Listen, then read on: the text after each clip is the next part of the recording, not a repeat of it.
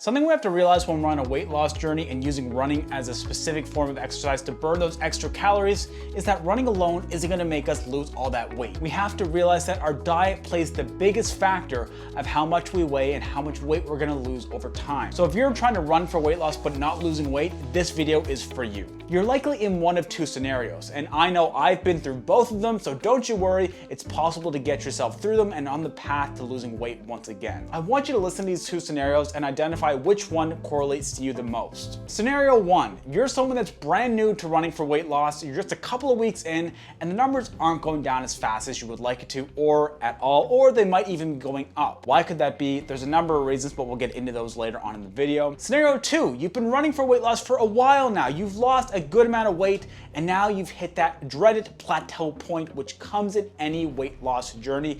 And that's because our body gets used to the exercise we're going to, and our caloric needs now are different than when we were overweight. Your caloric needs could have gone down, in which case you have to adjust that. But again, we'll get to how you can do that later on in the video here. So which one of these two scenarios do you identify with?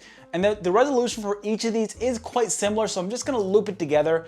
And it's easy to address. It just takes a little bit of effort on your behalf and a little bit more meticulous tracking of what you're eating. Let's get this resolved for you. So for the person that identified themselves with scenario one, I just have a couple of questions for you. When you were getting started on your weight loss journey, did you dive head into running and try to change your diet at the same time, or did you do it piecewise?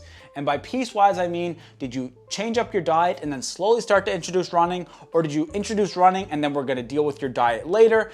If it's that latter one where you're trying to introduce exercise first and then dealing with your diet later, that's fine, because I think you will actually either stay the same weight or gain weight because you're gonna be much more hungry now that you're introducing exercise. So it's gonna be uncomfortable if you don't eat. But I need you to start tracking your calories if you're at this point and starting to get frustrated. Because one thing that is gonna severely limit and make sure that our weight loss journey does not succeed is we start getting frustrated with ourselves and frustrated with the process. So if you're getting really upset that the number's not going down on that scale, tone back the running a bit just for a little bit and try to figure out your diet. Get your diet dialed in to the point that you're losing a couple of pounds a week, but don't stop your exercise routines. Instead of running, just go out there and walk, because running causes so much more hunger because the calorie expenditure is so much more.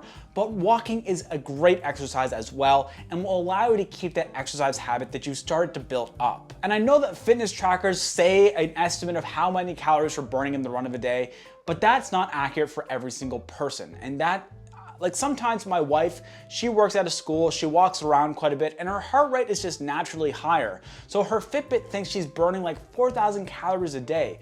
But is she really burning 4,000 calories a day when she's getting like 10,000 steps? I'm just not convinced that's true. So what you need to do for yourself is track how many calories you're burning in the run of a day, and at the end of the week, see if you're losing weight, staying the same weight, or gaining weight, and adjust your calories accordingly. Obviously, if you're gaining weight and you want to lose weight, drop those calories. If you're staying the same weight and you want to lose weight, drop those calories. And if you're losing weight too fast, I say on average more than 2 to 3 pounds a week of. This is a tough one too, because you will lose a bunch of weight really fast just because that's a bunch of water weight that your body's flushing out. But once you're into the rhythm and not losing massive amounts of weight, you've been dieting for a few months, I want you to aim for 2 to 3 pounds a week at most. So if you're losing more than that, try to increase your calories, because that is not going to be sustainable for you in the long term. And my people of scenario two, someone that has been crushing it and losing weight already with their running for weight loss journey, which is claps to you, because it's a very difficult thing to do and you are on the right track. And I know how frustrating it can be when you hit that plateau.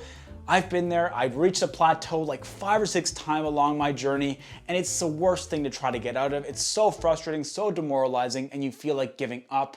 But just keep pushing through that wall. You will be able to, and I'm gonna give you a couple of tips and why this could be happening to you right now. Why do we hit plateaus? As I kind of hinted to earlier, our body will get used to the energy expended that we're putting out, and we need to start to adjust our calories. If you haven't been tracking what you're eating, do that now, but don't change up your diet of what you're eating, because I want you to get a baseline calorie number that you're eating at this moment, and you can adjust appropriately to start losing that pound or 2 pounds a week or whatever goal you have, then you just need to adjust your calories per day to reach that goal on a weekly basis. But it all starts with getting those baseline numbers, so don't change anything up right now. Keep on running however much you're running, keep on eating however much you're eating. Just keep up and track your food. Weigh your food out, buy a food scale. I'll link to the description down below the one that I use. It's just an Amazon one. It's perfectly fine for my needs.